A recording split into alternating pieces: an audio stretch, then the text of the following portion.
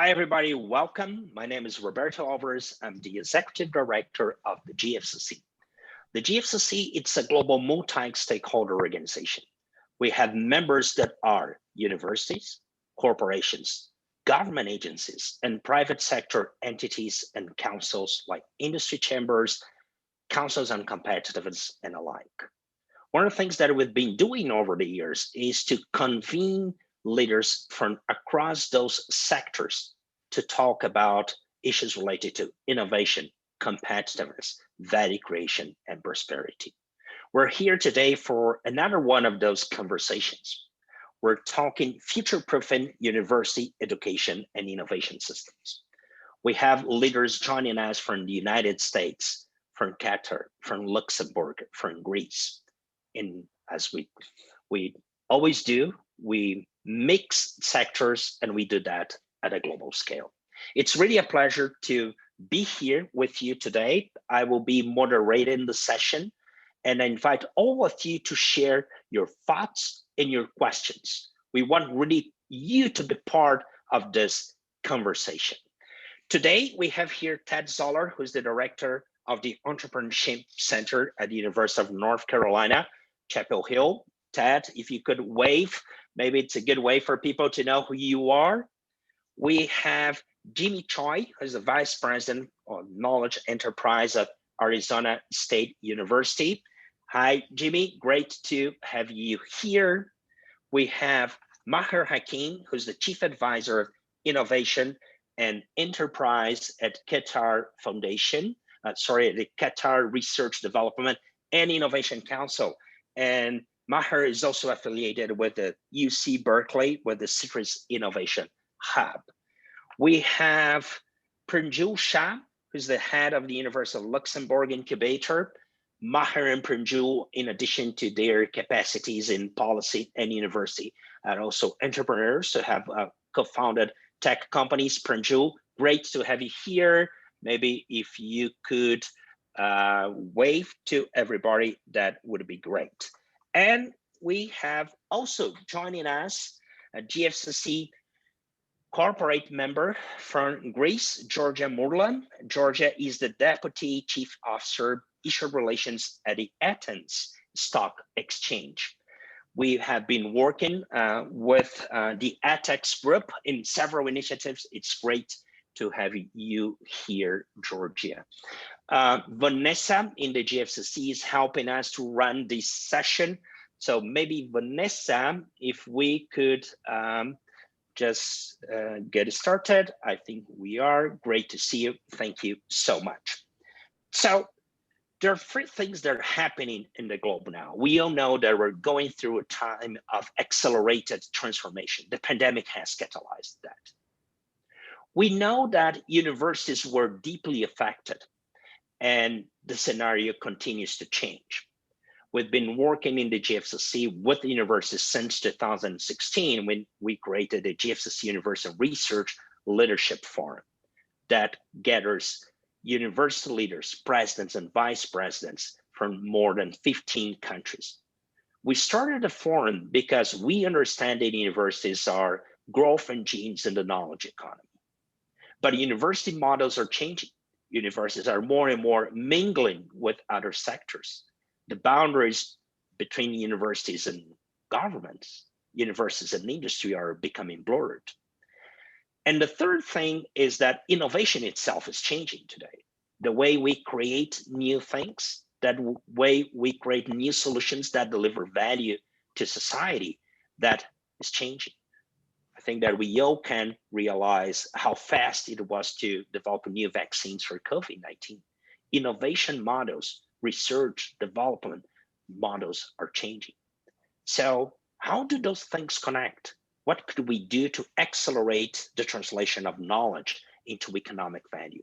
Universities are key players around the globe, driving innovation ecosystems and exploring, developing, creating new models to engage with industry, government, and society. This is the conversation that we're here today. And the way we'll do it is first, as I said, we want this to be an inclusive conversation. So please share your comments and questions using the chat function here on Zoom. And please join us for the conversation. To get started, I would like to invite our colleague Ted Zoller for some initial remarks. Last week with GFCC members, we had an amazing presentation that Ted and his team made. Ted has created a resource that we'll be sharing with GFCC members at the GFCC community on mega trends affecting the higher education business models. But Ted, in addition to capturing those trends, you are an entrepreneur and you have been training entrepreneurs. You have been working with innovation ecosystems around the globe. So in that context, what are the changes that you see? How will innovation and how universities engage in that space change in the years to come? Over to you, Ted. Thank you so much, Roberto. I want to credit GFCC and Roberto's team for putting this on the agenda, because we're going to see an accelerated degree of change in the higher education marketplace. If you consider higher education an industry, I think it's an industry that will be going through the same disruption we might have seen in journalism, for instance, or in retail commerce. The same thing is coming our way in higher ed. And either we have a simple choice: we can embrace it or we can ignore it. And if we ignore it, it'll be to our peril. The three trends that are outlined in the study that GFCC invited us to develop are quite extraordinary. First, seamlessness. Seamless opportunities to bring residential, our traditional university research and innovation and learning environments in a parallel online environment. So you'll see that online environment now reflected in a parallel residential environment.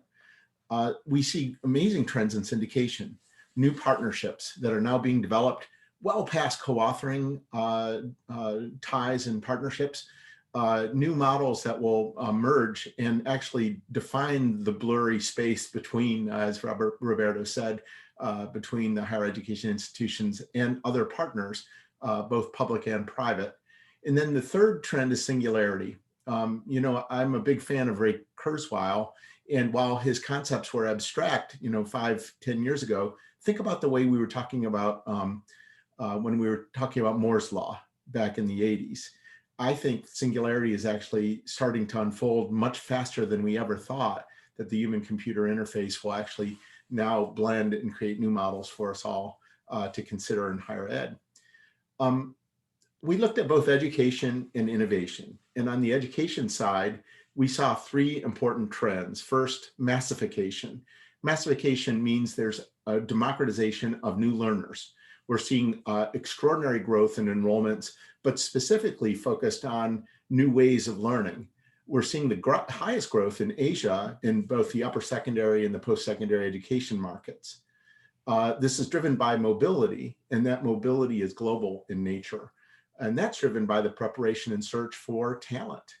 The second trend is around the student experience. We're going to see substantial change in the way universities operate. Obviously, new technology is coming to fore, learning innovations, the advent of machine learning, virtual reality, augmented reality, AI. And this translation and transition has been accelerated by the pandemic, I think faster than we all anticipated. Even professors that are in the boomer generation are having to jump on the online wagon. The third trend is a change in credentialing. We're seeing new credentials being developed well past the models of our disciplinary structure now. The concept of degrees are now being broken up, new types of credentialing strategies, open learning, stackable credentials, competency-based learning. All this is now developing a platform. These three trends, massification, student experience, and credentialing, are leading higher education into new sets of partnerships. This is being mirrored on the research and innovation side, and we're seeing extraordinary changes. For instance, the Council of Competitiveness just announced a new initiative to encourage a 10x-fold increase in research innovation. And that's going to be not only in innovations developed, but in the velocity of research and new communities engaged to enhance diversity in research. The technology behind it is driven from cloud-based architectures, big data, machine learning, AI. And we're seeing, like Roberto said, evidence from the COVID-based crisis-triggered innovation system that we've now taken vaccine development down from 15 years to 1.5 years. This is having huge implications on the higher education business model, because now we're seeing research in a very high velocity, high throughput model that streamlines bureaucracy, creates new collaborations and forms and models, enhance transparency with shared data sets and findings, and then new analytical tools to increase the throughput of research. So we're moving, I think, Roberto, and I'll conclude here, from the paradigm of tech transfer to translation. What is the human impact of innovation? So these are trends that we must engage, we must embrace, and we realize are going to substantially change the way higher education is operated in the last century. But I'm very excited about where this translation will take us, because it could lead to higher new forms of learning and accelerated innovation in learning strategies. So I'll turn it back to you, Roberto. Thank you, Ted. And you just mentioned the Council on Competitiveness, a GFCC founded member and really the member that has spearheaded the inception of the GFCC, their new report, Competing in the Next Economy. For those who are interested on that, if you check our chat here, our colleague Chad Evans, Executive Vice President of the Council on Competitiveness, has just shared a link for that resource. And for GFCC members, next week we're having our monthly call with members and fellows from across the globe. We are happy to have Chad joining and presenting in that session about the report that Ted has just mentioned. Talking about that initiative, I want to turn to you, Jimmy, because I think that when we last met before the pandemic, it was at ASU on January 16, 2020, because ASU was hosting the U.S. Council Commission on Future Innovation. And as you can see, I wear glasses. And I want to thank, let's say, ASU students who have just created and won the X Prize for the anti-fog mask. I'll be very happy to use that device. And having said that, how do you do that to nurture entrepreneurship and innovation, connecting students and connecting your research capabilities, but also going beyond the university boundaries? Well, I think ASU is known for being #1 for the most innovative university in the United States. How do you do that in practice? Roberto, first of all, let me thank GFCC for convening this and inviting me to serve as part of this panel with my esteemed colleagues here. Arizona State University is the largest single administration public research university in the country now, largest in terms of enrollment, well over 140,000 students, both on campus, or what used to be on campus, or the version of that, as well as online. And in terms of research expenditures per year, in terms of being the fastest growing research university in the country. A couple of things I think that are driving Arizona State University, and it's at the heart of it exactly what Ted was talking about. There's a lot to unpack there, but exactly what Ted was talking about, and it's been guided by our university design as a whole. So first, the university, Arizona State University, decided itself to behave like an enterprise, to be entrepreneurial, even in the way that it thinks about traditional products and services and the ways that we develop and deliver those products and services. And so there was a real leaning into online, not as a separate, not as an afterthought, not as a thing that we should do because it was, something that might be coming, but as part of actually supporting, developing, dimensionalizing the scholarship of the faculty, and then the reach in terms of the students. So 2 trends in terms of massification as well as student experience. The same faculty who are conducting the research, who are teaching on campus, were the faculty that were tapped to develop all the online offerings. One example, we have the first ABET accredited electrical engineering online degree program, which started many years ago. Just to look at engineering as one small evidence point, the university went from having an engineering college of about 7,000 students to now having 22,000 students. Think about that, an engineering college in the United States with 22,000 students, and that's driven by the idea of how do we help meet this unmet need of excellence with inclusion and impact at scale. So the design aspirations that the university developed and were guided by is everything from conducting use-inspired research, leveraging our place, being socially embedded, and then valuing entrepreneurship. So to come full circle to this question again, the university went and specifically looked at the way we develop academic programs, the way we deliver these academic programs, the way we support our research, the way we support scholarship, the infrastructure that we have, and the ways that we can actually bring resources in an entrepreneurial fashion. So the university went from having something like a $600 million annual operating expenditure annual budget to something like 3.8 billion now. And that's because we dimensionalized. We were able to bring in many more programs for students. We were able to meet them where they are. And again, without at all diminishing the excellence and the quality of our students, but creating many more opportunities. One last thing I just want to mention is, as one example, I lead entrepreneurship and innovation at the university. And we decided to double down on the idea that there's just only good things will come out of helping people be as entrepreneurial as possible. So we didn't focus only on scalable technology. We focused on scalable technology. We focused on service industry. We focused on food and beverage. We focused on all the different parts of not only things that drive economic development, but that also drive community development. And that's a core part, again, of our identity in terms of, leveraging the place, being socially embedded, taking advantage of all the things internal and external to the university.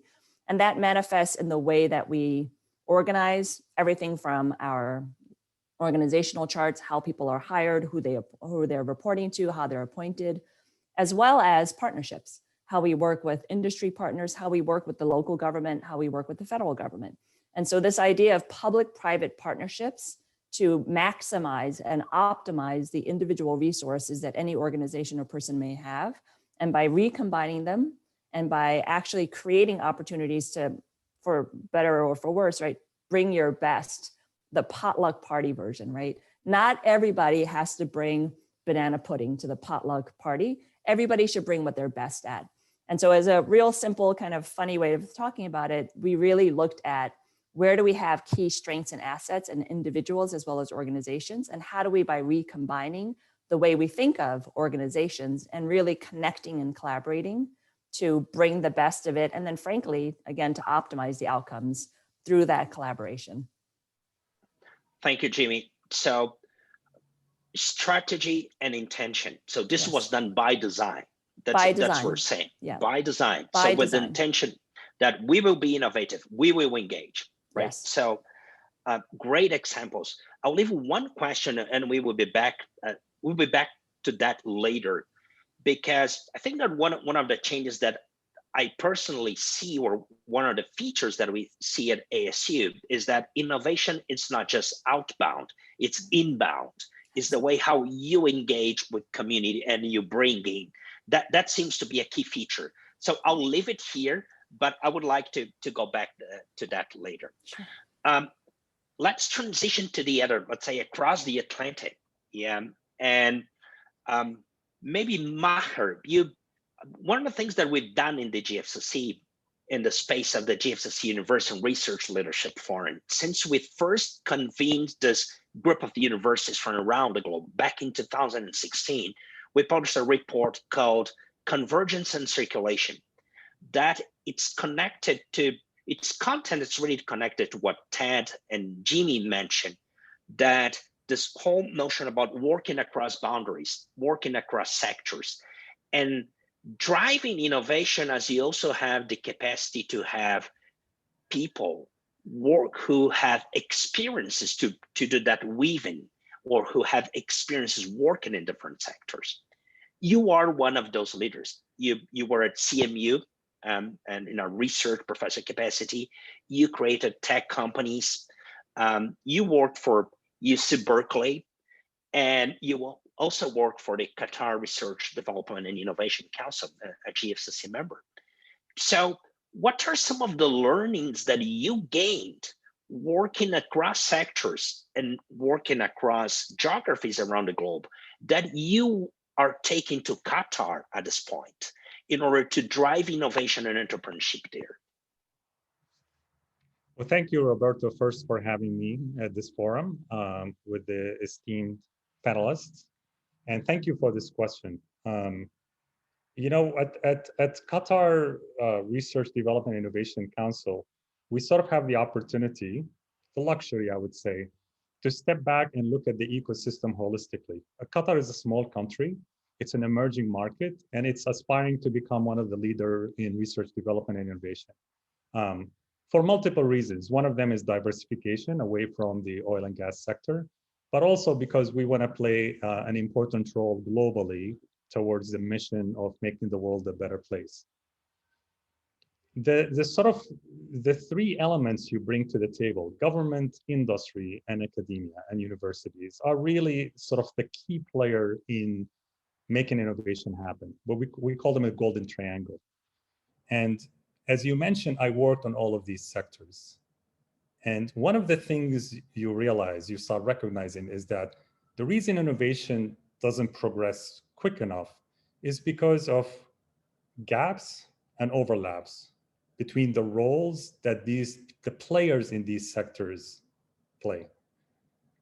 And honestly, in a country like Qatar, where, like you mentioned before, there is wealth, some of those overlaps actually gets exaggerated because everyone wants to do more, but nobody really focuses on their core competency. Now, let's take the example of universities, since we're talking about universities. Traditionally, what are the products of universities? There are two things: knowledge and talent. This hasn't changed and will not change. Your job at a university is to produce knowledge to the world and produce talented people who can actually go and provide solutions. What we know is that, you know, the advantage that we have at Qatar by looking at other people's experiences is understanding that there are the gaps of other people's experiences with the university's outcome, the way they make the product better. There are two gaps. There's a gap of knowledge, where too many students graduate not understanding the real world. They don't understand problems in governments. They don't understand problems in industry. So there's a gap of knowledge. There's also a gap of funding, you know, what's so-called the valley of death. There's so much knowledge out there put in university that there is no takers, if you will, to translate that into innovation and impact. So what that means is that universities can actually do more to fill this gap. They can do more to fill the gap of knowledge for their students by bringing more mechanisms for the students to learn about real world problems and about real government problems.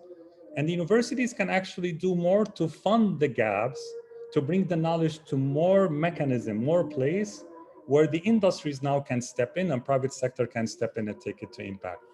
Both those two gaps are things that within the ecosystem of Qatar, we can actually address because we learn from other people's experiences and we can work on. One more comment and I will leave it there, just to explain how serious these gaps are.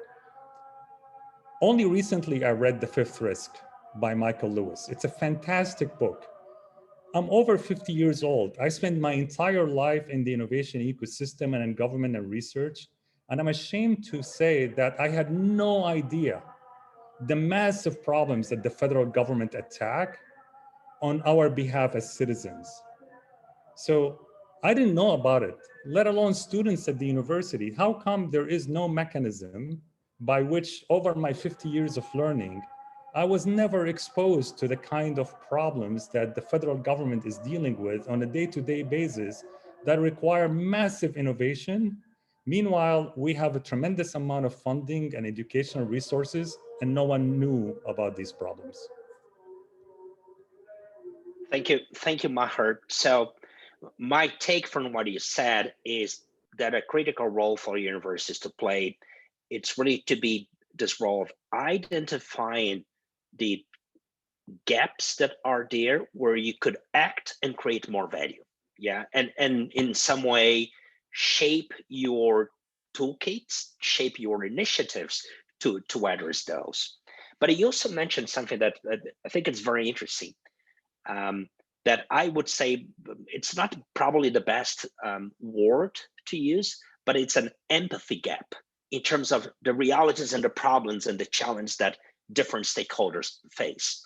And just think that whatever the role you could play to reduce that gap, as you just mentioned, the challenge that the governments face. How could you translate that to people? So, Pranjul, I would like to transition to you, but in doing that, just to invite everybody to share comments and questions here. We have some great questions that are already coming.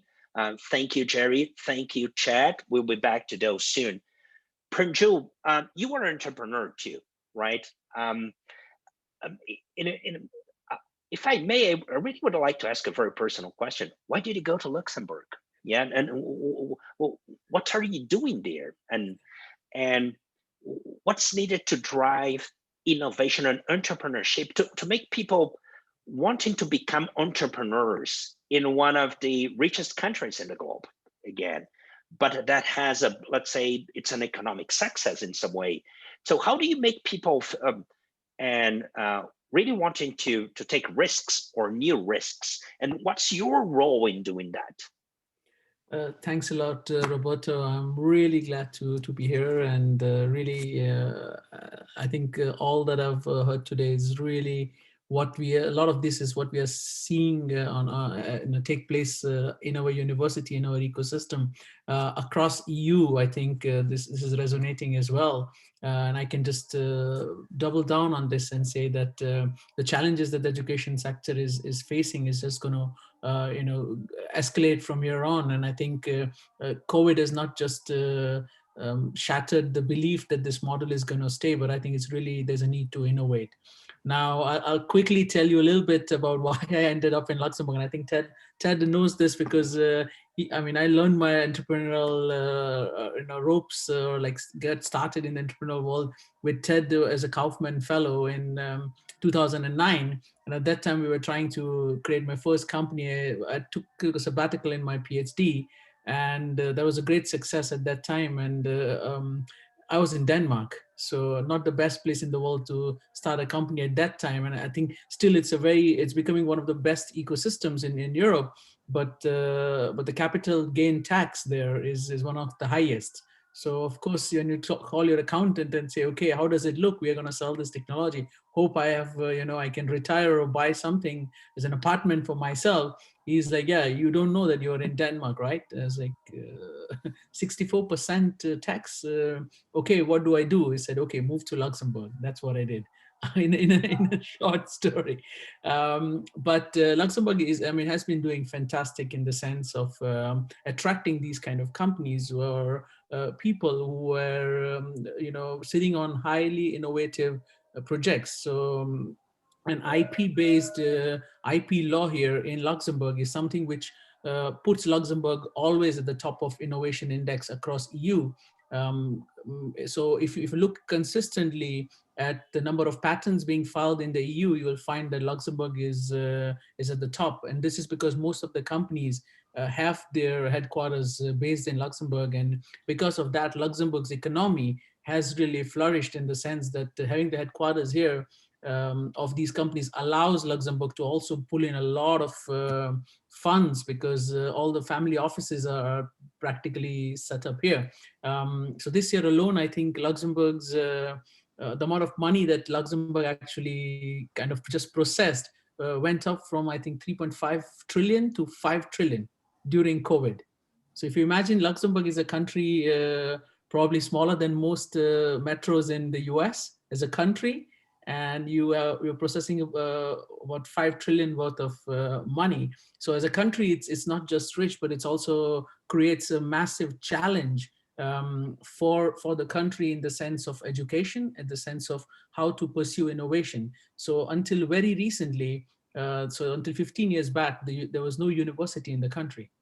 So the most common way for the population of 500,000, the trend was like, find admission into the best universities around the world, and you should send your kids outside, and they should come back and bring great ideas and innovation back with them. This is still sometimes we feel, and we talk about it jokingly, that most of the red carpets in Luxembourg are outside at the border. and still tends to be the way. So as a university which is very young, I think the challenge here was not about just creating an ecosystem for promoting entrepreneurship innovation. There was a systematic challenge in changing the mindset here of students or young people to think about looking at challenges that the country is facing itself. So I very much agree here with Maher that the government was never in the sense open about the challenges that as a country that they were facing, and only when they created this university or created this platform, the locals have now started sending their kids here, but still it's about 5%. So for a university, the only university in the country, if you look at the number of Luxembourgish people in the university being less than 5%, it's still a huge way for the university to start making inroads into the Luxembourgish society. And there is still a lot of, let's say, mindset change and risk-taking that needs to come into the society, because if you divide the demographic in the country, most of the locals, based on their nationality, or let's say the origins, they tend to follow the path that their parents typically took, because it's the safest route here. That's why it's also not a surprise that after Qatar University, actually, the Luxembourg University is the second most international university in the world. 95% of people who come here are internationals. So we have about between 6,000 students. We have about 125 nationalities, which is a great for us at the incubator, where we are trying to promote entrepreneurship innovation, create this ecosystem. It's actually the perfect recipe that we could have. Because if you look around every other ecosystem around the world, and I mean the US is a great example, is that immigrants built the whole entrepreneurial ecosystems. Now, if we are succeeding in bringing people, students, high caliber students from all over the world to Luxembourg, they get used to the highest standard of living around the world. So we are second in the world after Singapore, and they don't want to leave.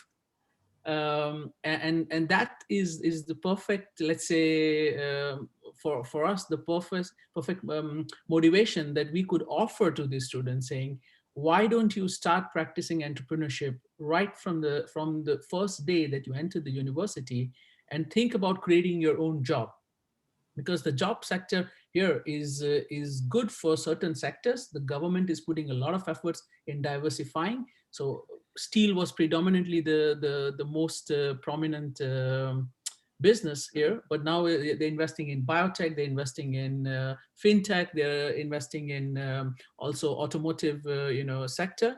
What we are trying to now do here is really promote academic entrepreneurship to make sure that most students, when they engage with us, are leaving with their own jobs. And that's the mindset shift that we're trying to put in place. So you are working to break a path. And I think that connects with other things that we talked here. But also to, in some way, to recycle capital. You have this incredible stock of capital, but how could you create the systems, the tools that would allow that capital to flow and maybe fuel entrepreneurship? So that's a good problem to have. Georgia, I want to transition to you, and you come with a different perspective. You come from the industry, right? The ATEX stock exchange is stock exchange. We have companies that are listed. Most of those companies are in traditional industries or sectors, right? And one of the things that you are trying to do in Greece is to drive entrepreneurship and to accelerate other companies into capital markets. For instance, using tools like the Roots Acceleration Program that you talk about. How do you see the connections with the universities? What do you need to turbocharge that acceleration process, and also to let's say enhance your capacity to create new industries and even new sectors in your country? Well, thank you very much, Roberto. Thank you for the invite. I'm very pleased to be here with you today. I'll start by sharing a little bit about our group, because not everybody knows us. Athens Stock Exchange is 145 years old. It's a public company listed for the last 20 years, and it's the parent of a group here in Greece. Our business is primarily focused in Greece, and obviously our future relies heavily on the Greek economy, how that does, and Greek entrepreneurship. I'm sure you all know that for the last 10 years, Greece has had a very difficult time. The economy was hit very hard. Thankfully, we seem to be out of that, obviously into something else, but we won't talk about that. And what's the imperative here now has been is to grow the economy again and to develop it in a sustainable manner. Okay. As you said, we have the vast majority of large businesses, successful businesses listed here on our exchange. Over the past years, some of them actually became very, very much stronger, having endured a very difficult 10 years. And we also have a very high percentage, very high number of foreign investors. Greece is a very extrovert society. The Greek economy, the Greek businessmen are very extrovert. And our exchange is very extrovert. We have investors from all over the world. And actually, Greece is a favorite investment destination. Everybody sees an awful lot of potential here. And frankly, over the years, when we've met with hundreds of investors face to face, the question has always been, how can we invest? And of course, you know, with prices, valuations being low, that was even more attractive in the last few years. But there is a problem here. And it's not just a Greek thing, it's a European thing. We have mainly small companies, SMEs, medium and small size companies, an awful lot of family businesses, and actually entrepreneurship was on a decline prior to the crisis.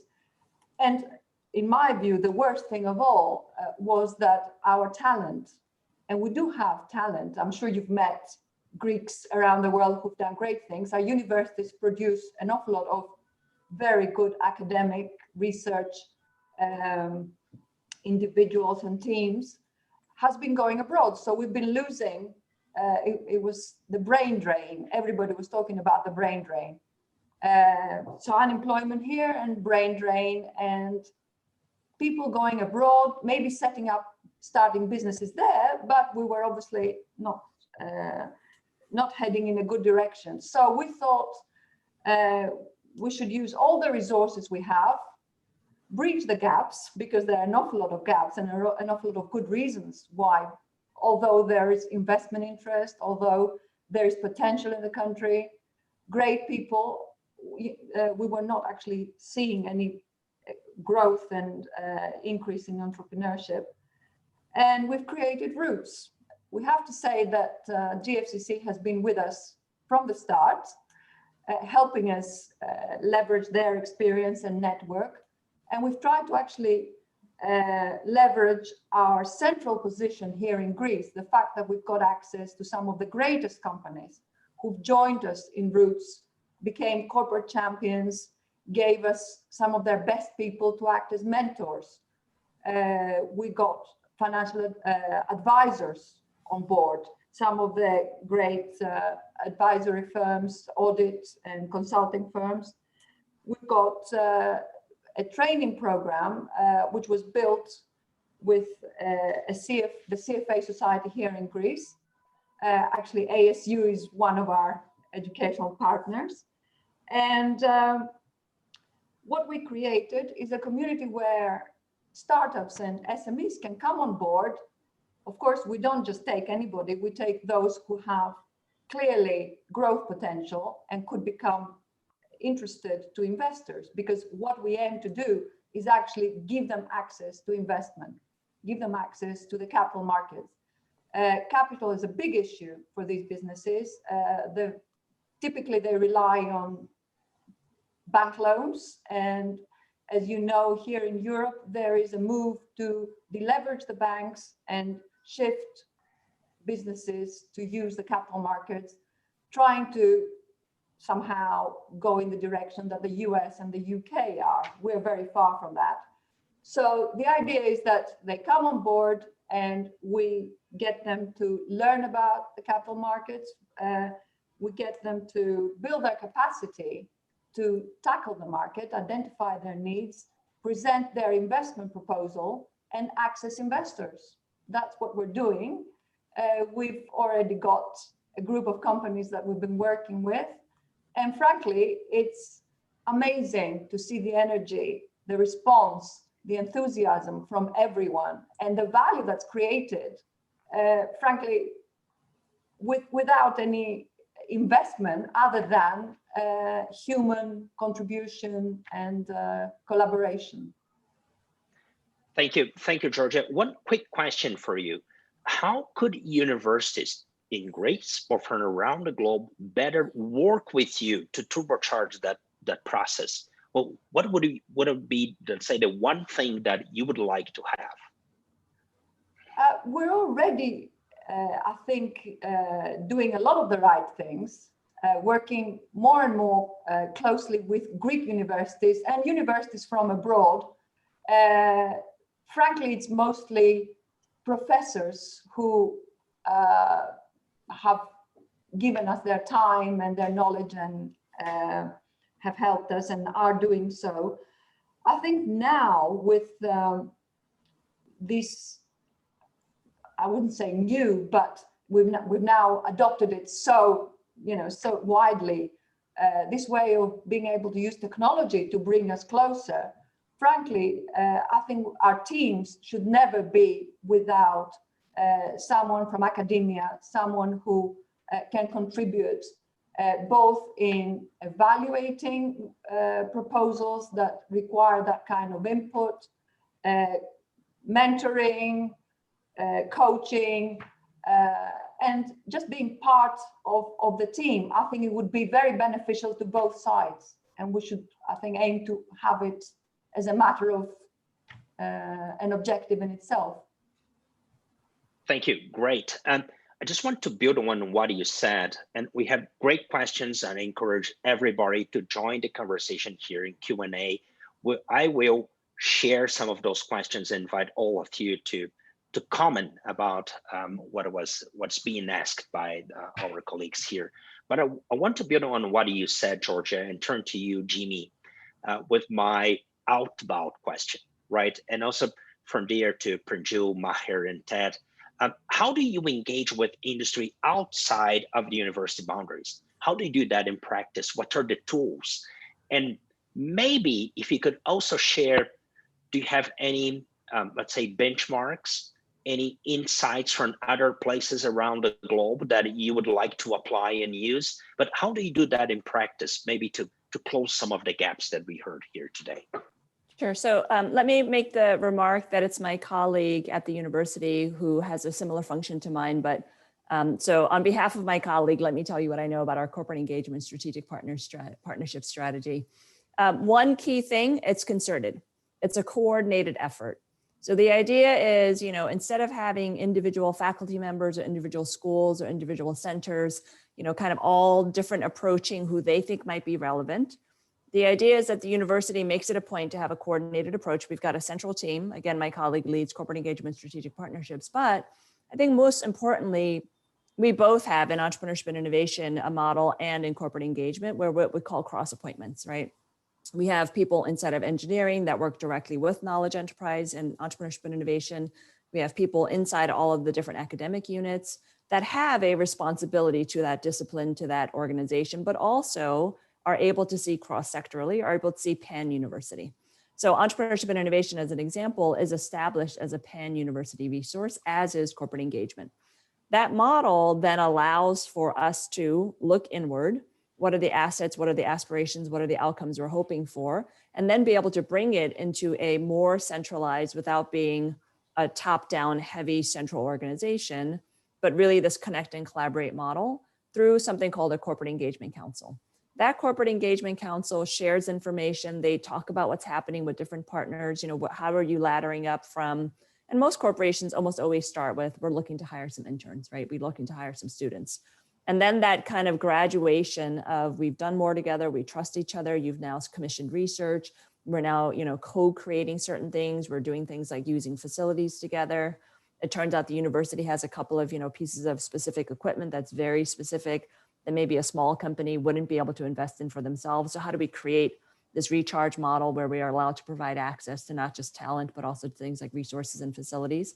So it is very much this kind of porosity of understanding what each individual party and organization needs, working collaboratively to be able to say, okay, you know, WP Carey, you might bring this, and engineering, you might bring that. The School of Business brings this, engineering brings this, the organizing function or the concierge function, it happens at the corporate engagement level. So there's a variety of ways that the university does that. We'll add one more piece to this. It's not just university to industry, and this is that kind of triad that we're talking about, this public-private partnership with government as well. There's a number of agencies inside the state of Arizona, as well as federally, that we're looking at things like business locates, right? How important would it be to the region to be able to attract an industry partner of a certain type or of a certain size?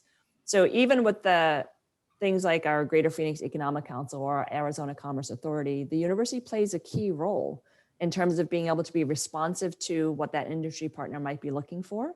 And to couple that with the strategy overall in terms of how do we get a company to locate or relocate or create a second location in proximity to and because of the relationship with a research university. So it's this coordinated approach in terms of understanding where the key assets are and understanding what's going to be of most benefit. And then frankly, to Maher's point, being responsive to that knowledge gap, right? Really starting to close the idea of this is what happens in academic theory versus this is what happens, you know, in the field, in the class, outside the classroom. So it is a deeply coordinated approach, but it's done in a way where it's not a centralized command and control model. It really is a collaborative model. Thank you, Jimmy.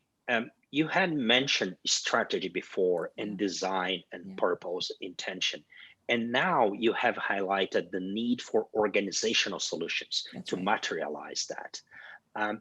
Pranjul, Maher, how do you do that? Your outreach function, and how do you actively engage and weave, let's say, the innovation ecosystem in your realities?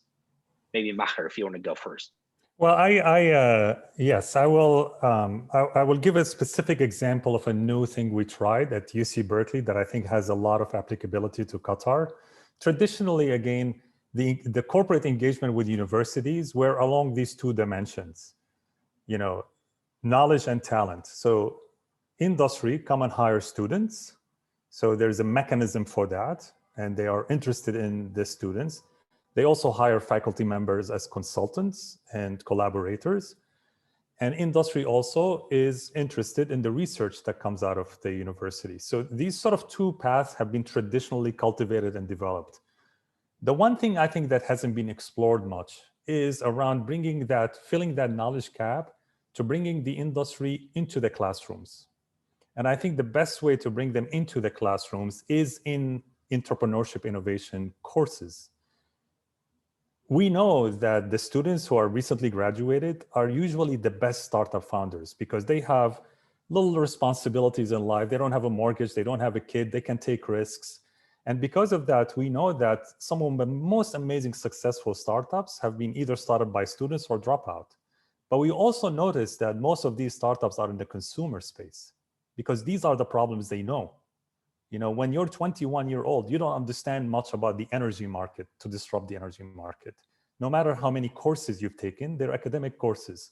But if somehow you figure out a way to educate students who are interested in innovation and entrepreneurship deeply into the problems in the energy market, whether it's the market, whether the energy resources or anything else, then all of a sudden you may end up having startups really in these areas that are disrupting these fields, start by the people who are capable to have that sustainability of drive and resources to be able to disrupt them. So one of the things we try to do at UC Berkeley is create the programs by which it's almost, I call it a venture studio, but a venture studio starting from the students who are saying, hey, I'm interested in innovation entrepreneurship, but I'm sick and tired of doing yet another dating app. Can you educate me on the problems? And now what we can do is go to the industry, the 5G industry, and say, can you spend an intense one semester with a group of students and let them drink from the fire hose about all the problems, so that, and worst case scenario, you will have an excellent person to hire after they graduate. Best case scenario, they can actually come up with new ideas that it takes 10 years for somebody from the industries to come up with these ideas. Bring the problems in. Yeah. Bring the problems in. Bring the problems of industry and government into academia, deep, with the students, not with the faculty members. With the students. With the students, with the student teams, with specifically a diversified student teams. You put the civil engineer with the computer scientist, with a psych major, with the UI designer, and that cannot happen in a traditional university program because there are departments, and departments have courses and all of these things. So you have to cultivate a new way of learning that cuts across the boundaries of departments, that doesn't have courses and grades associated with them, to bring the industry in so that they can participate in it. That suggests to me also another opportunity, cross-generational collaboration, bringing people with experience in the market that could share insights on problems with students. But maybe this is something that could make sense. Pranjul, over to you. How do you do that? What are the tools and practice that you are using to tap, for instance, into that amazing capital opportunity that you have? I think I'm going to again echo what Maher just said. And Maher, we are doing exactly what you highlighted. So we run here three interesting programs. One of them is called Ideation Camps. So it's run between anywhere from in the physical world used to be a 72-hour challenge, but in the digital COVID times we have now expanded over to a week in the digital world. But the whole idea here is that we bring in students on purpose from across the university, bachelor's, master's, PhD students. They come in without any experience in entrepreneurship innovation, and they are put through grueling 72 hours where we call them that you're going to live a life of an entrepreneur. And the whole idea here is from the moment they register, we ask them to think about what are their strengths and try to put them into complementary teams. So practically every team will have somebody who's strong in finance, somebody who's strong in marketing, somebody who's a hacker, can build like programs and algorithms on the go. And then there will be somebody who's kind of good in the customer experience and trying to get feedback. Once these teams come together, we bring in what you are highlighting, the industry experience, really pulling in the industry and innovation. So at every event that we organize, we have about 200 corporate executives, CEOs, entrepreneurs, accountants, government executives, the unemployment bureau, practically everybody from the ecosystem comes in and works with these students and helping them identify problems worth solving on the first days, but eventually helping them shift through a whole range of solutions that they've come up with and finding them, narrowing the funnel for them to something that could be executed. So this is something we've been running for last 3 years, and that's resulted already in about 16 companies. 2 of them last year, one of them was this year's Coup de Cour, so like the best young entrepreneur, like young startup. Second one just received funding from the GMO of Skype just before it was sold out to Microsoft. So like really groundbreaking solutions.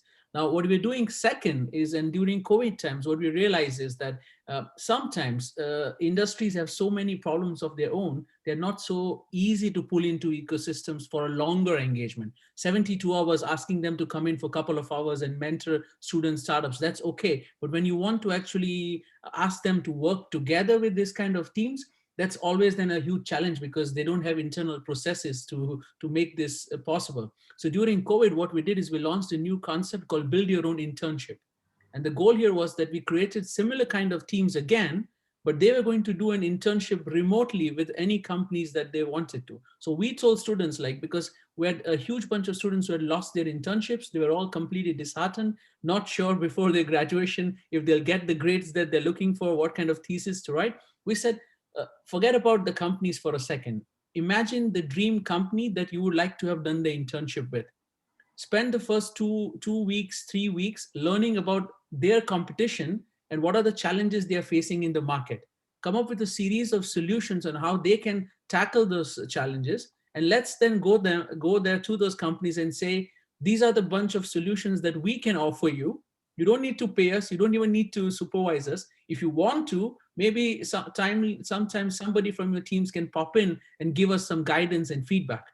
So we did that with 6 teams right in the middle of COVID, and that resulted in 4 new companies where already they are engaging with this with the corporates who actually were basically the solutions were built for. And now these corporates are saying, okay, we really like what you're doing. Can we work more closely? So we kind of flipped the whole model and said, let the students do their work on their own, and then eventually the companies will come in.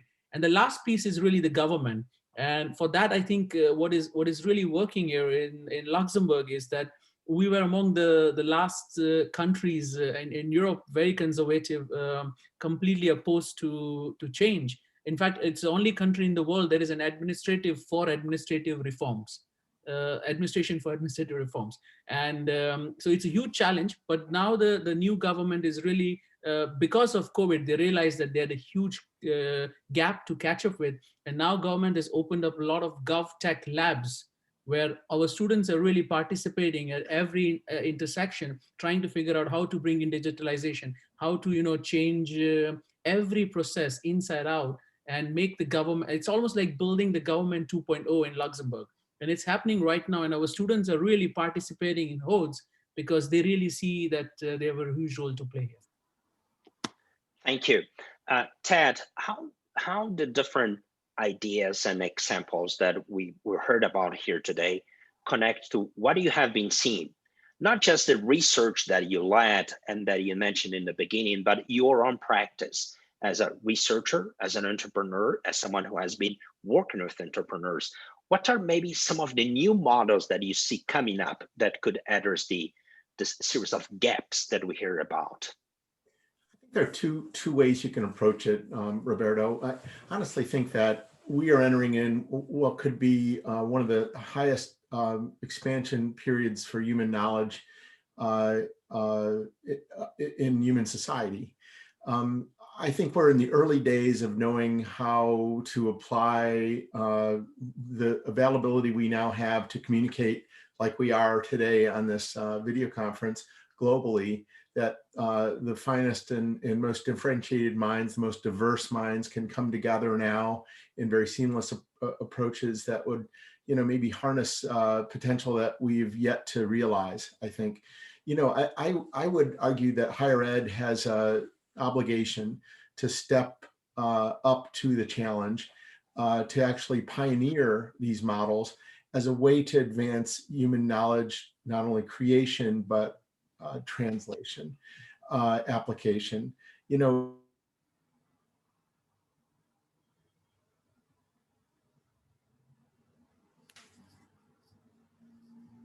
We lost him, huh?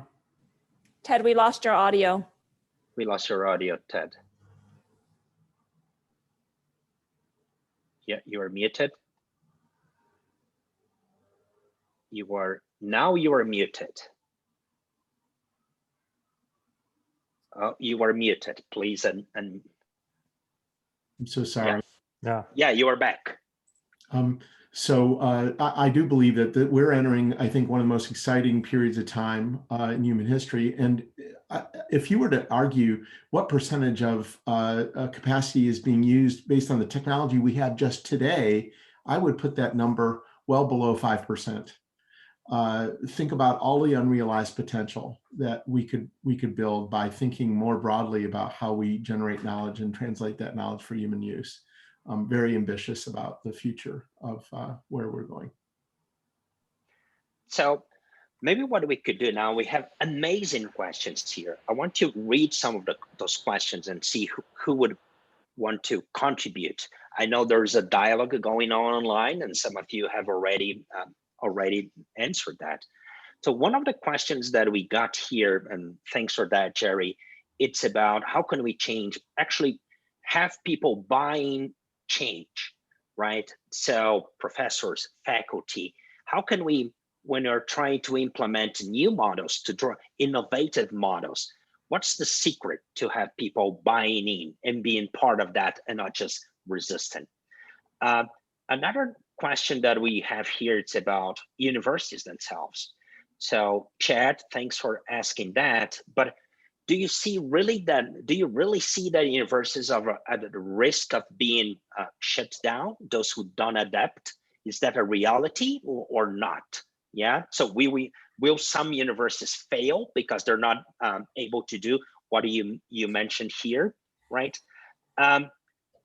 We have a question about metrics. How could we really measure this type of industry, university, government engagement that we talked about that? How do you measure that coming from business or coming from the university side?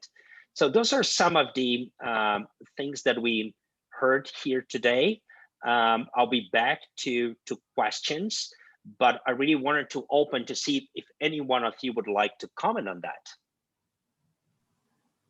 Roberto, just briefly on this question of will some universities fail? I think we've already seen it, right? We've already seen some smaller colleges and some real financial constraints and real demand generation constraints. And how do you keep up an entire operation of something when the demand for it is changing? So I think the short answer is yes. In terms of the longer answer, for sure, I think, some of what Ted was talking about earlier in terms of some of the characteristics, we're already seeing the need for syndication. We're already seeing this idea of buy versus build. How much capacity can you continue to build inside of a single institution and then try to hoard all that capacity versus trying to syndicate it out and make it more available for everything for operational efficiency all the way through, speed to market when it comes to actually transferring and sharing knowledge. So I think for sure there's going to be this continued evolution. Now, the last thing I wanted to just comment on briefly, Jerry Halton and I actually had the opportunity to work together at New York University, or what's now the School of Engineering for New York University. In terms of incentives, there's push and pull. There's going to be some degree to which you say that, you're not going to necessarily bring everybody along, but how do you both create the incentives to bring people in as well as create the environment that then further attracts? I see another colleague, Sora Buisas from University of Texas A&M actually, that wrote in as well. So we know this for a fact, right? So top down kind of bludgeoning people, making them that they have to, that it's not going to work. It's exactly what Pranjul talked about. You build a better mousetrap that actually builds better outcomes and that is more productive in terms of everything from research sponsorship dollars to even dimensionalization of the types of publications and the types of outputs that come out of it. And what we're seeing is that there's increasingly, especially at a place like ASU, where you created an environment that celebrates, that highlights, that puts resources in, that brings additional resources through this model. It's the reward system. The reward for doing it this way is that your students are having a more enriched experience. We're seeing more startups coming out of the student population as well as the faculty population. We're seeing, industry partners as well as, everything from local and state government agency partners coming to us first more. The fact is we're not being left behind when other organizations are talking about doing large, interesting, potentially moonshot type ideas. So there is a virtuous cycle that gets created from this, creating the environment where success can look very different, and there can be many different types of success. That success then gets celebrated, amplified, more people want to have a part of that. So there is this really nice virtuous cycle. Again, it's not for everybody, but the more we create an environment that invites people in to come do this, as well as recognizes, celebrates, incentivizes, we're seeing, certainly in the 5 years I've been at ASU, there's more volunteer activity happening than kind of nudging activity, which used to be maybe the more of the default 10 years ago. So I think it's yes, incentivize and create environments, pull people along, and understand that for some number of people, it may not be what they're going to do, but they will get left behind. So fail is a reality. Totally. 1 second. So fail is a reality. And what they're saying is this combination of, let's say, an intentional model and an emergent one. you create incentives, and along the way, you see more and more that as an emerging component. But that can be engineered. That's what we're saying. That's right. Ted, over to you. I was just going to mention, I believe the unit of analysis of research has now gone from more broad concepts to much more discrete and specific purpose-built concepts that are around problem solving. I've been watching what's happening, for instance, in public health, for instance, in Africa, and how, for instance, an HIV project is now getting hyper-specific around a specific set of blocking questions. The run for clean water, I'm seeing what's happening there. Anti-malarial solutions. What we're seeing with the human genome. I would argue space is now opened up to a whole new set of specific questions. And you know, in the pre-cloud environment that we lived in, we were trying to understand the glossary of problems. Now we have direct access to the problem itself. And what motivates people would be getting specifically into that problem statement and then building partnerships with the folks that can actually affect change around that problem. So it's specialized, but it's also more diverse. And we're bringing global networks together for purposes of solving real problems. Again, we're early days. We're very experimental. It's messy. I think there's still some substantial equity questions in terms of even participation. I think there still is a major have and have not type of thing going on in our world. You know, it's clear globally, right? I'm speaking the obvious.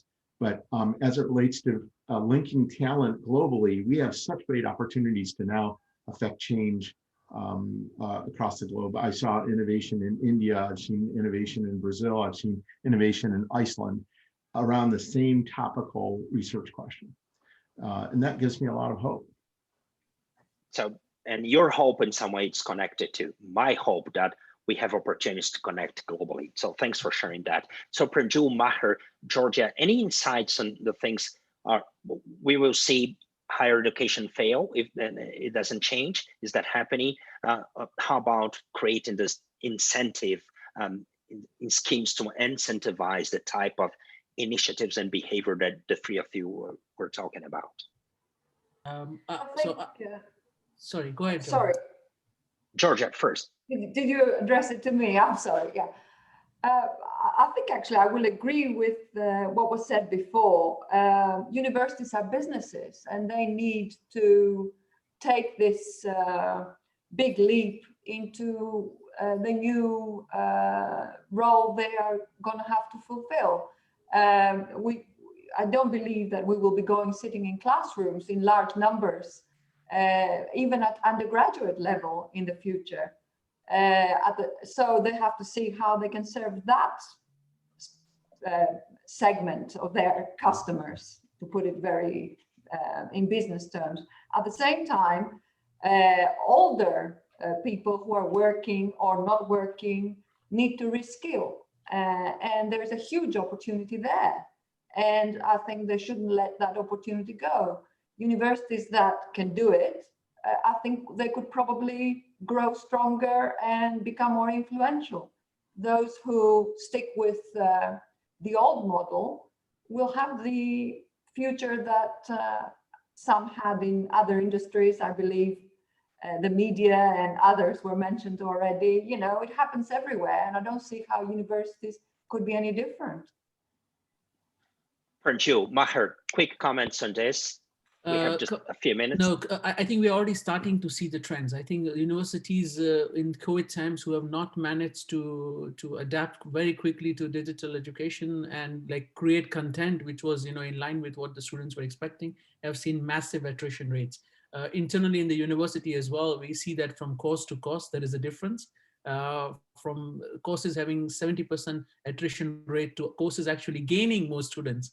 Because they could actually take more than what they could take in their classroom sizes. So I think we are seeing all of this, and I think these trends are just going to be more and more clearer during this year. And I think universities will have to go back and really evaluate what's going to happen. What is very interesting, I think, and that's a research paper that just came out today, and I think that's a fantastic work done by Imperial. They looked at academic entrepreneurship over the last 10 years.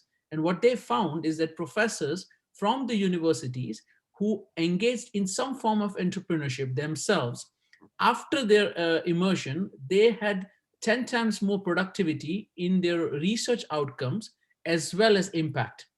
And that's where we need to move to. And I think in Luxembourg, luckily, our National Research Foundation is very proactive, and the head of the foundation is also leading the foundations across EU. And now they are putting more emphasis on impact as part of the decision making on which researchers should get the funding.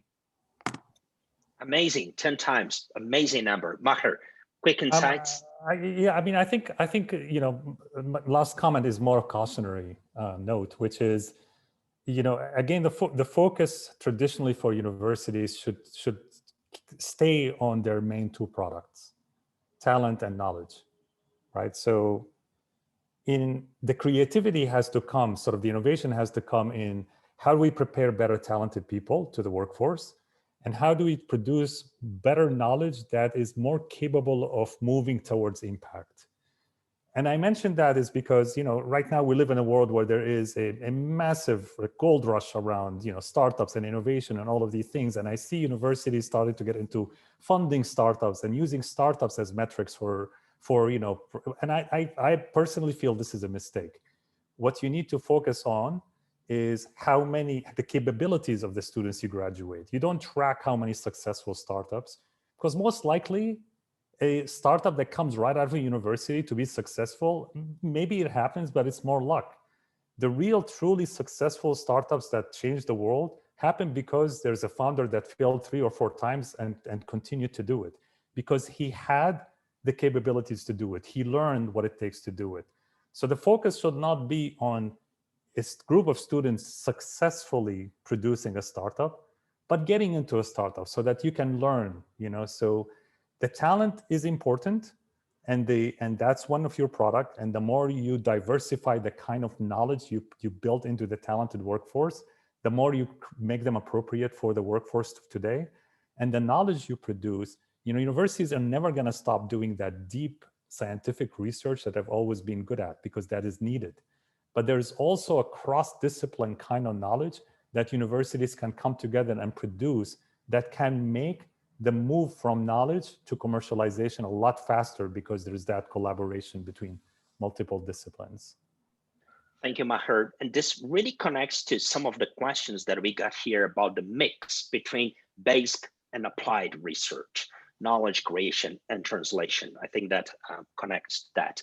So we're approaching the end of our session. So what I wanted to do is give 30 seconds to each one of you to a final word. And my question, if you could address, would be if you could share one recommendation for universities to future-proof with this innovation bias or focus, what that would be. Who wants to go first? I'll throw out the idea that you got to try a lot of different things. It doesn't mean that you have to fund them all at, you know, millions of dollars. You don't need lots of resources. You've got to say yes to a lot of different models, a lot of different things, and then provide opportunity for people to try things, right? What would it look like if we had a 3-school degree in innovation and venture development, which we do at Arizona State University, with engineering, business, and design actually coming together?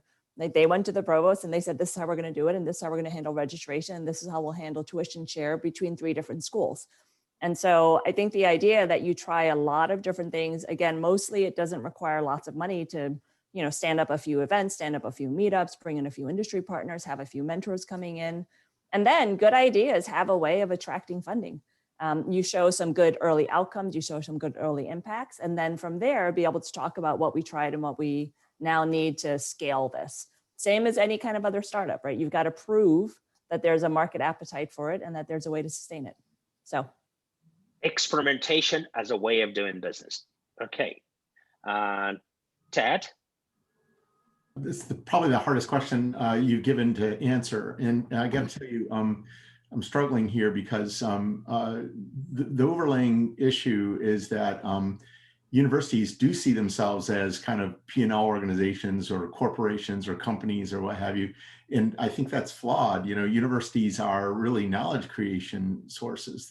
Their basic science and basic research is actually a core competence of the university. So Then I think about, okay, how is that going to be funded in the future? I don't believe that, you know, our society will defund basic research. I just don't believe that'll happen. But I think I look at the financial patterns that have occurred, and I'm looking specifically at the United States. And I did an analysis of all the university endowments that have grown, you know, in many cases to billions of dollars for a given institution. But the only university that could sustain its operations through its endowment today is Princeton University. That's because it's not a very large institution. It could sustain itself continuously with its own endowment.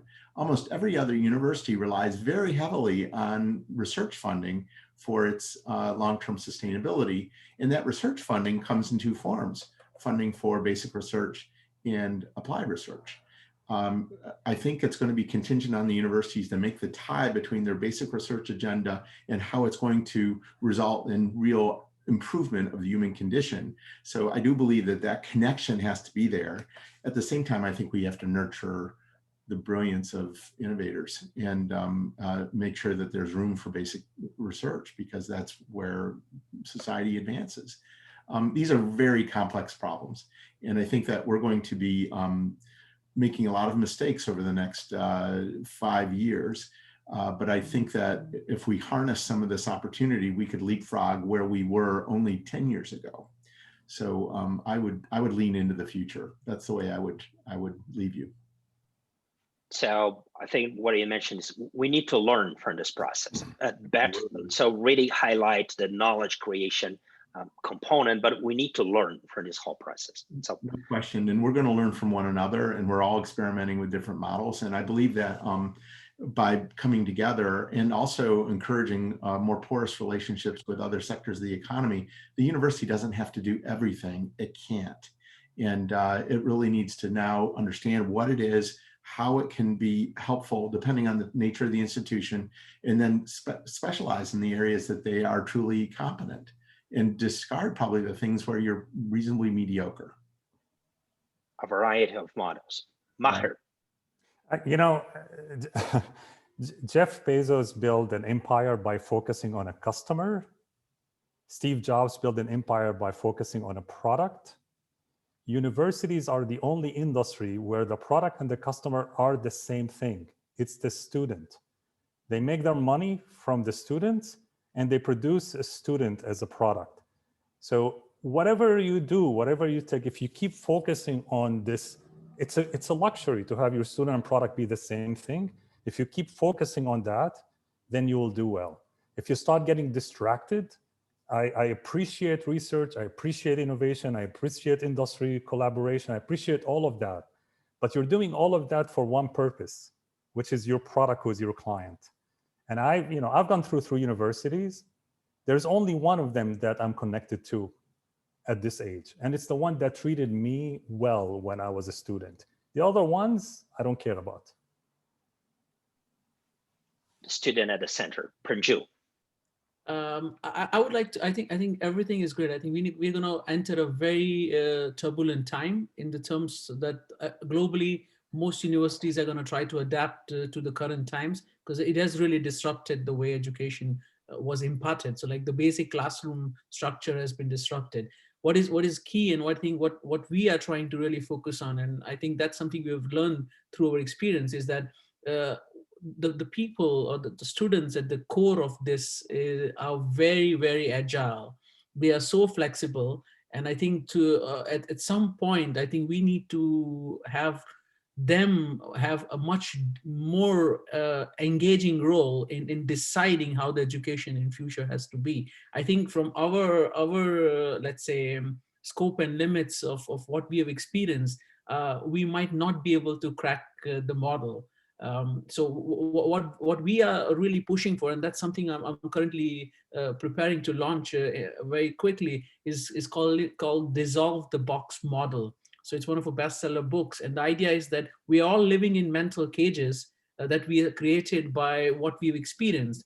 And this mental cages pushes us to create more boxes for future people. And I think for the next generation, I think what needs to happen a lot more, and this is really a need for universities now, more than focusing on specific sector innovation entrepreneurship, is to give them life skills, because they feel the university model at the moment is failing them on that, and they don't have the foundation on which they can get education. So we're trying to build this here, and that of course is dissolving the box to think that I need to be this or this or that, but helping them learn in a completely new way. And then the university just is providing the skeleton to empower them to do that.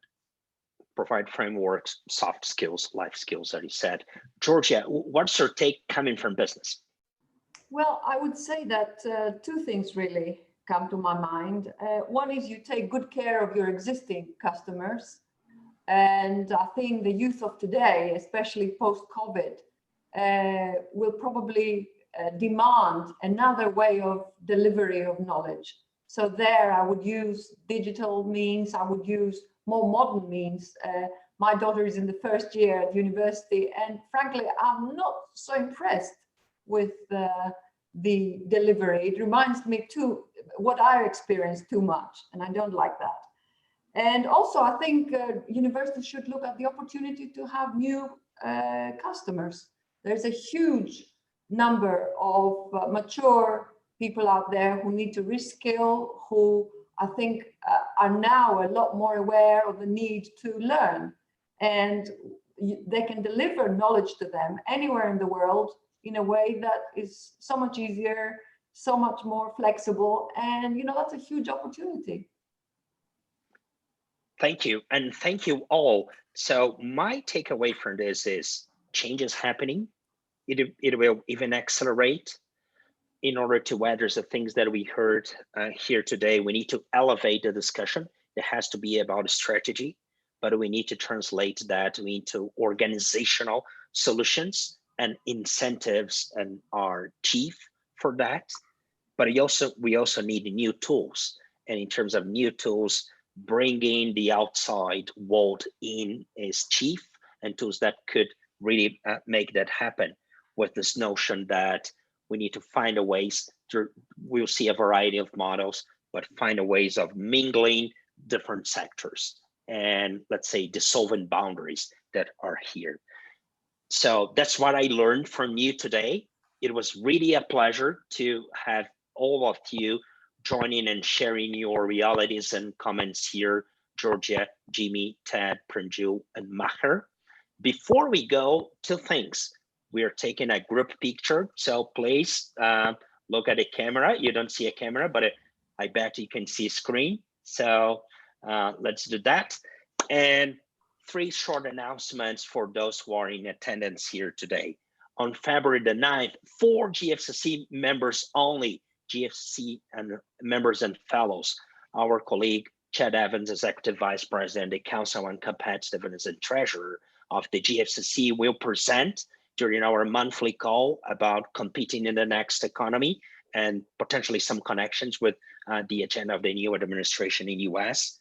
Second thing, please stay tuned. Check the GFCC website for updates. We'll be sharing there the research, the material that Ted Zoller and his team have created. So please check that out.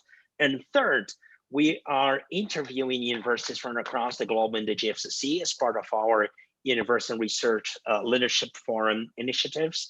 We have interviewed more than 30 universities. We'll publish a report with the lessons learned about what's happening now and maybe some of the future trends for universities. So please stay tuned. I hope we can be in touch, and it was a pleasure to have you here today.